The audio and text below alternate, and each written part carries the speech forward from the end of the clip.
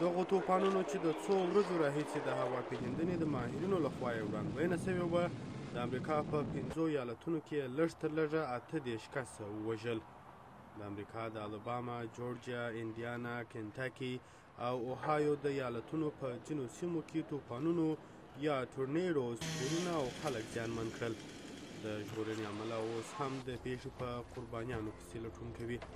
د کنټاکي ایالت د ویسټ لیبرټي په کوچني ښارګوټي کې هیڅ داسې ماڼۍ نه وه چې اغېزمنه سوې نه وي. جان کروچ پخپله د یوې پلورنځۍ خاوند دی او د کار ودانۍ زیاته اندازه خرابه سوې ده. یاد سوی توپان ډېر خطرناکه بیانوي.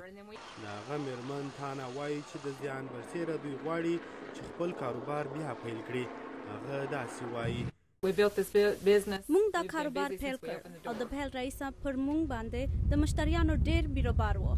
په داسې حال کې چې په اغېزمنو ایالتونو کې د ملي ګارد ځواکونو او د ژغورنې ډلو هڅه کوله چې د اغېزمنو سیمو او خلکو سره مرسته وکړي، د امریکا ولسمشر باراک اوباما دغو ایالتونو ته د امریکا د بیړنیو مرستو د ملي ادارې د مرستې وړاندیز وکړ.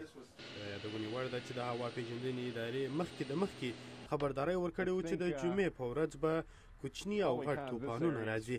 د امریکا د هوا پیژندنې د ملي ادارې څخه ماهرین وایي چې په 10 کلونو کې یو ځلې د مارچ په میاشت کې دغه راس توپانونه راځي.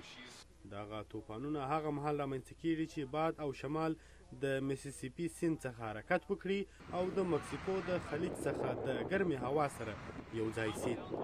د انډیانا په ایالت کې ښوونکي، د ښوونځي چارواکي او د دغه ایالت والي له دې امله شکرګزاره دي چې د هنري ویل په 2 ښوونځیو کې کله چې توپانونه راغلل ماشومانو ته زیان ونه رسېدی. زه فکر کوم چې کله دلته تمرینات کېدل چې د دغسې وضع سره د مقابلې چمتووالی رامنځته شي نو ښایي خلکو ته هغه وخت حماقت معلومېدو، خو دې تمریناتو په دومره قوي توپان کې هیڅ چاته په دې ښوونځیو کې تلفات ونه راغلل. کاډي سټیورټ د الاباما ایالت د هارویست په سیمه کې ژوند کوي. هغه اوس د توپان نه وروسته راغلی دی چې خپل کور ته رسیدلې خساره وتړي. هغه داسې وایي: زه فکر کوم چې د یوه وخت لپاره به زه په یوه اپارتمان کې ژوند وکړم او پریکړه به وکړم چې په راتلونکي کې چیرې ژوند وکړم. زه فکر نه کوم چې په دې سیمه کې دې نور پاتې شم.